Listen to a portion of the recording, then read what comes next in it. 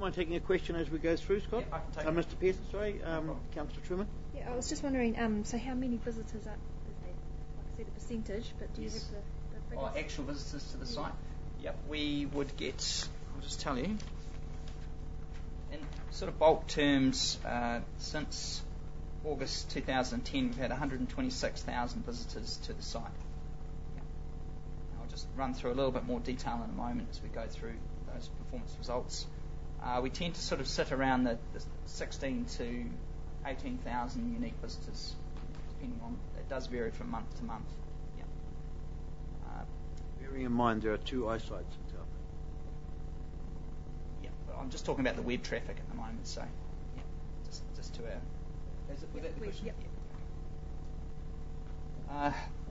Just one thing to keep in mind when we go through these stats, and especially talking about the commercial accommodation stats, it's interesting to know that there's a domestic visitor monitor which basically surveys domestic travel patterns throughout the country.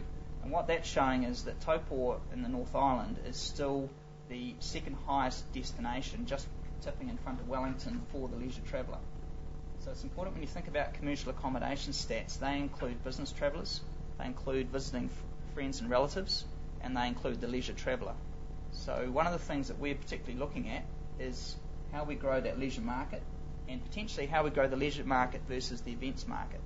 So there's a couple of things in our research that we need to look really closely at.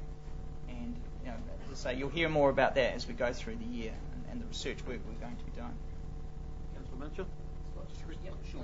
Conferencing, obviously, conference figures were usually very high in New Zealand, like there's 12% or something of conferencing in the Taupo District. Will that affect the numbers? The conferences have dropped away. Do you have the stats for that sort of thing? We do have the COVEX stats. We haven't got them in this document, but I can certainly make them available to you. As far as I'm aware, our conferencing stats are still relatively high. We get about 10% of the New Zealand's events, and most of those, or convention events anyway, so that's business events, conferences, association meetings, and special occasions like weddings and things. Our events tend to be slightly smaller because of the size of our facilities, but yeah, as far as I'm concerned, we're still doing relatively well there, but I'll get that research for you to show that.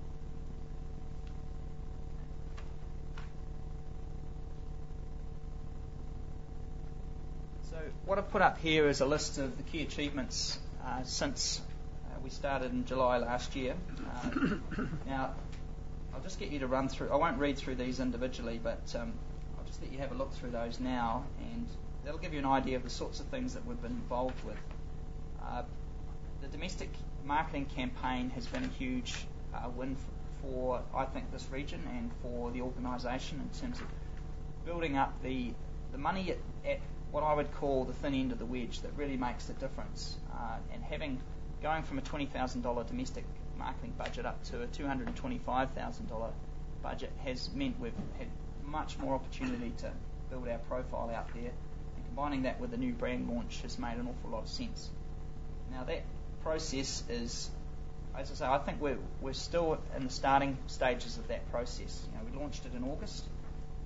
We have seen some positive results coming into the summer.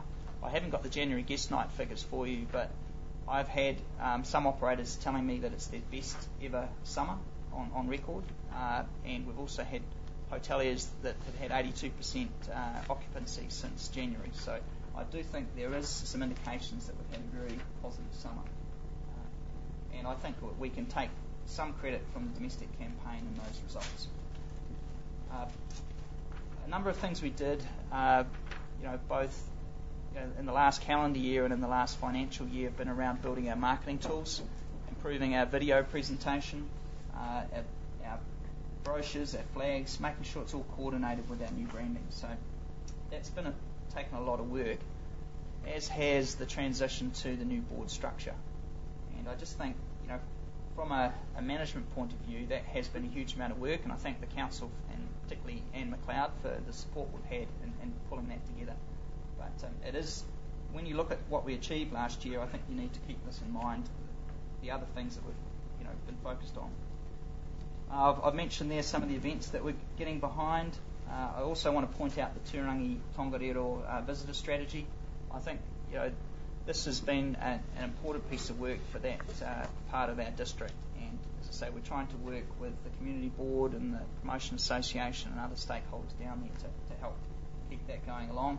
I've been talking to Kirsty in Mangakino about doing something similar for your region. The other thing to note is our work in Australia. We have got a strong PR campaign over there at the moment, as well as an AdWords campaign. Just to give you an idea of what we're achieving there, we just had the Australian travel writer come through last week. They write for the only national newspaper in Australia, and it's got a readership of over 1.5 million.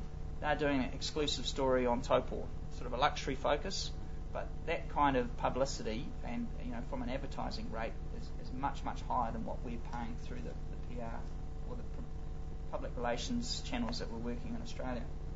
The other thing we're doing is the AdWords campaign, and I don't want to get into too much detail, but to give you an idea, Tourism New Zealand gave a presentation 2 months ago, and they said that they are basically investing in AdWords in Australia, which helps build the search terms onto our website.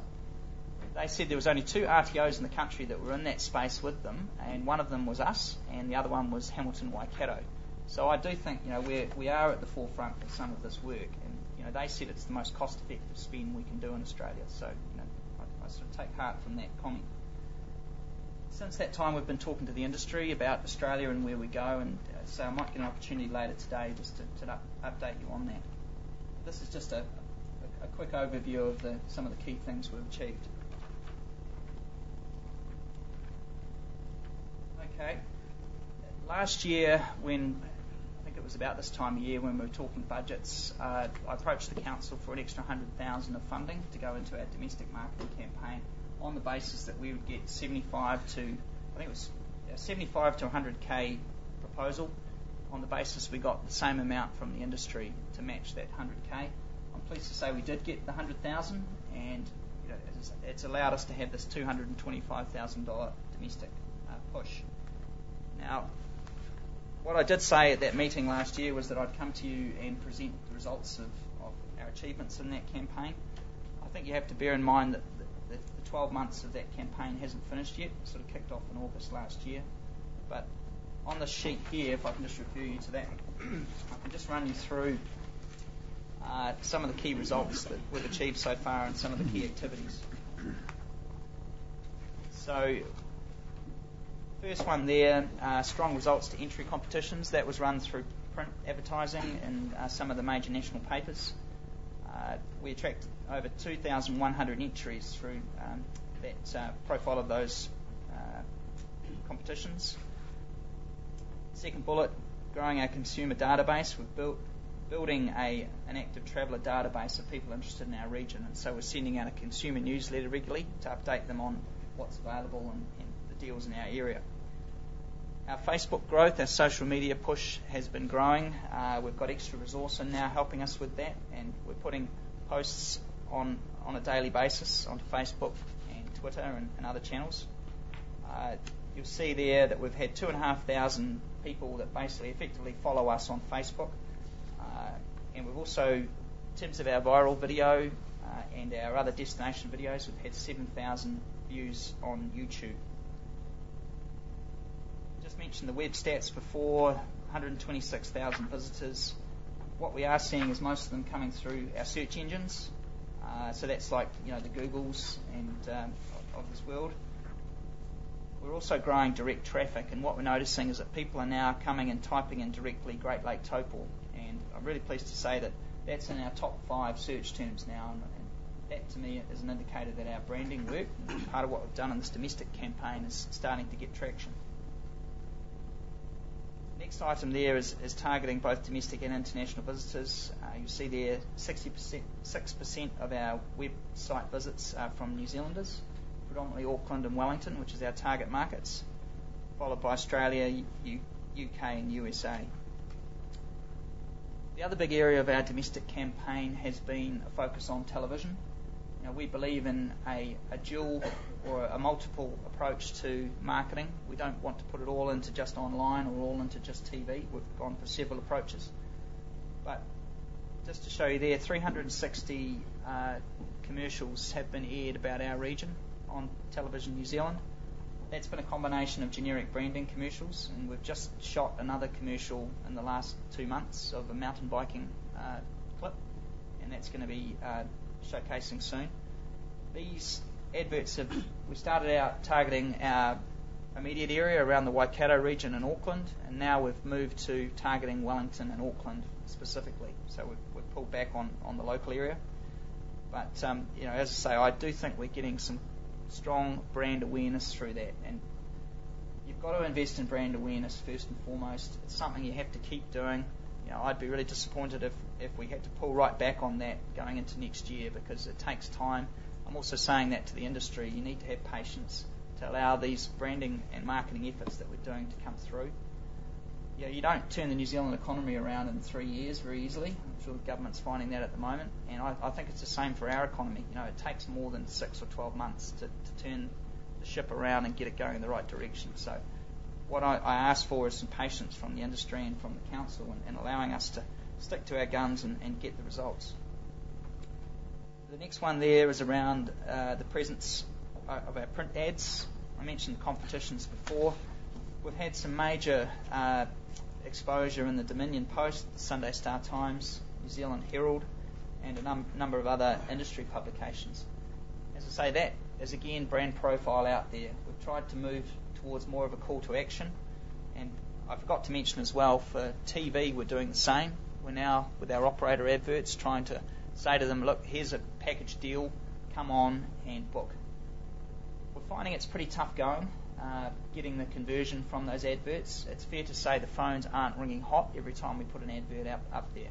But what we have noticed is that operators have expressed to us that they are seeing growth in certain areas, like, for example, Debrett's. They've had growth in their Facebook pages, which is part of where their package was pushing recently on the TV.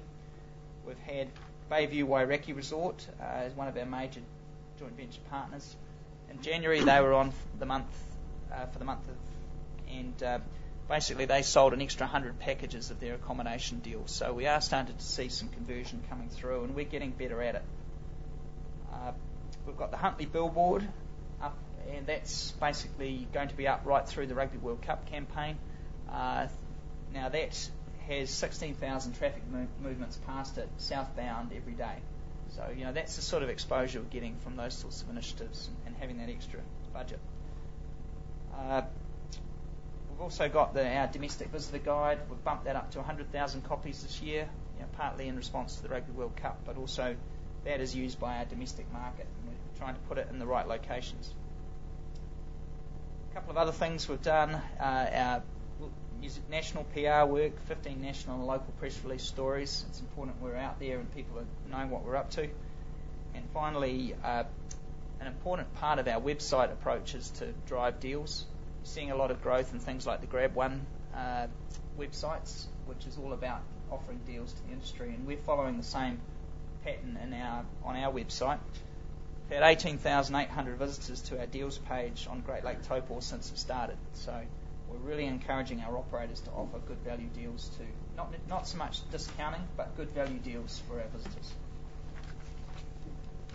So that's a quick run through of the key results to date. As I say, I hope to have more at our 12-month report for you, but I just hope that gives you an indication of the sort of level of work we're doing and that we are getting some good results out there. Are there any questions on that? Yeah, well done, guys. I mean, you've obviously got great success on the electronic and the media and the exposure, and they're all successful, and you've produced figures. What I'd like to say is that, and I'm not being aggressive now, you've got challenges ahead, and one of them is off-season visitations, and that's you've got to face because the town dies in the winter. The other one is the extended stay of in Taupo is only 1.7 nights, which tells us that we're just a pit stop, doesn't it? So we've got to extend the stay. And the other one is that international visitations, and I say this in events, has gone up 300% in 5 years. And in cycling alone, we're up to 20,000 people coming here for cycling. So we have got some areas of success that I think you can reflect on and perhaps build on, other than what you're doing. So I think the events industry, of course, is still flourishing in this town, and I think it doesn't not mentioned at all anywhere, but I think that's a given, isn't it? That we've got a lot of things going for us, for the activities, for the sweaty things, you know. Yeah, that's so we've right. just got to get for the non-sweaties. That's what we've got to concentrate on. Yeah, and it's pleasing to see the moves that the council are making to put resource into those other events. Yeah. But we certainly are trying to make sure that our existing budget is pushing the key events. Things like Rugby World Cup, we're presenting our revised project plan or marketing plan to the committee later this week. And things like Cronulla Sharks, we're trying to use our resources as best we can. We've put out an email flyer to their 30,000 members or fans on their database. We've got currently on our website packages on our homepage for those events. Cycle Challenge, we've had PR in Australia that's putting articles out there. I think that's had good pickup. We had an article in the Australian Business Review, and that's a national circulation in Australia. So they are the sorts of initiatives that we can draw on through our marketing, our sort of comprehensive marketing. Well done. You've just got to plug away. Okay, keep moving on. Councillor Downard. And Councillor Williams. I know it's not I can't see it in the marketing program, but one of the things that I don't know how much work you've done in that is from the top layer down to the bottom layer, say, international visitors looking up Tourism New Zealand. Where do we sit, as an identity of ourselves? We've got new branding, but are we part of Waikato? Are we part of Bay of Plenty? Are we part of the plateau? What kind of work's being done in there? Yeah, it's a good question. I mean, one of the things we're putting into a lot of thinking going forward, and we've touched on this in the past too, is around our web strategy and online digital strategy. And we want to grow our own website, but it's also making sure that our profile is good on other websites like Tourism New Zealand. They get a huge number of international visitors, so we're trying to build our profile there. We're currently trying to hassle both Tourism New Zealand and the Rugby World Cup organisation about our lack of profile on their Rugby World Cup site. We think it's poor, the presence they've given to host regions. So that's another thing that sort of links into what you're saying. Coming back to Bay of Plenty, Waikato, I think it's fair to say we want to work with joint ventures, and the industry said they want us to work with joint ventures with our neighbouring regions where it suits us. But what we're doing is we're looking at what places like Queenstown and Wanaka are doing, and they're very much and blatantly pushing their own brands first, and then the macro region second. So how are we going with, say, the Rotorua, the airport there in the Central Park that got presented to us, say a year ago? Yes. How is that going? Because that was, when that got presented, it was kind of a big thing that, that's right. Kind of the Central Park suited our areas and what we provide as a destination and activity. So how is that working out? Yep, I think, we can be honest and say that for this financial year, from July last year, we pulled out of Central Park, and part of that was the interim board at that time felt very uncomfortable with the level of results we were getting out of Rotorua in terms of the flights coming in. We weren't getting good information on how well our campaign work was doing over there. There's a couple of other things that you should know about Central Park. In March last year, the Pacific Coastal Highway regions pulled out. That was Bay of Plenty, Hawke's Bay, and Coromandel, and they were citing that the brand didn't represent them effectively, and they were concerned about their level of representation. So there have been some fundamental issues with the Central Park positioning, both from a branding and web point of view. It's fair to say some of those have been fixed now, and the industry has said that they still want us to be involved in Central Park, but we're looking at that conditionally and saying, well, we will still support that, but what we want to make sure is that our own brand is there first and foremost, and Rotorua is doing exactly that. For example, their investment in Central Park this year is $60,000. Their investment in Central Park that focuses on Rotorua is $270,000. So I want to make sure, and the industry I think is supporting us now in saying that the money we invest in Central Park or whatever other Australian JV we do, it's got to leave a legacy about our own Great Lake Taupo brand. And for example, if Central Park falls over in 3-4 years, we want to make sure that our awareness, or the visitors' awareness in Australia of Lake Taupo is as high as it can be. So that's kind of where the thinking's at. We're not going to put all of our eggs into a macro brand that may not deliver for our region long term. Does that kind of answer the question? Yeah, I think it might be in a different form, but I'm quite concerned that we are lost in our identification as in our area. When you look at, we've got 4 territorial regional councils. We've got, when we look at King Country Rugby, it's in that area, the health board, and even our tourism. When people, I'm talking from the top layer down in, it's fine having a great brand, and it is a great brand, and it is performing. But unless you can filter down into that brand, we need to have an actual identity of ourselves, and probably it goes outside, destination Great Lake Taupo as well. I don't know, but I think it is a concern that we need to look at as a council.